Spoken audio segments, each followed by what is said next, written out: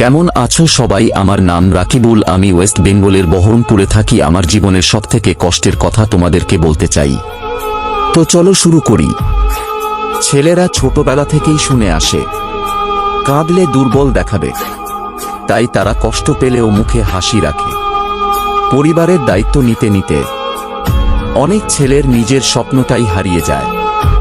একজন ছেলে যখন চুপ হয়ে যায়, বেশিরভাগ সময় সে রাগে না, ভিতরে ভিতরে ভেঙে পড়ে।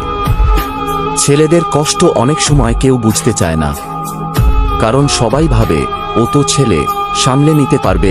ছেলেরা ছোটবেলা থেকেই শুনে আসে, কাঁদলে দুর্বল দেখাবে, তাই তারা কষ্ট পেলেও মুখে হাসি রাখে।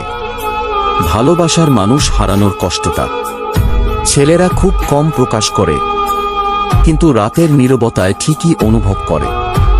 অনেক ছেলে নিজের সমস্যার কথা কাউকে বলে না, কারণ তারা ভয় পায় মানুষ হয়তো বিচার করবে।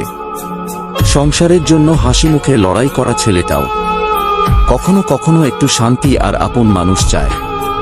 একটা ছেলে যখন বলে আমি ভালো আছি, অনেক সময় সেটার মানে হয় আমার কষ্টটা বোঝানোর মতো কেউ নেই। ছেলেদের জীবনে সবচেয়ে বড় কষ্টগুলোর একটি হলো নিজের আবেগ লুকিয়ে রাখা। দিন শেষে ছেলেরাও মানুষ, তাদেরও মন খারাপ হয়, ভেঙে পড়তে ইচ্ছে করে, শুধু তারা সবসময় সেটা প্রকাশ করতে পারে না। তো তোমাদের গল্পটা কেমন লেগেছে কমেন্টে জানাও।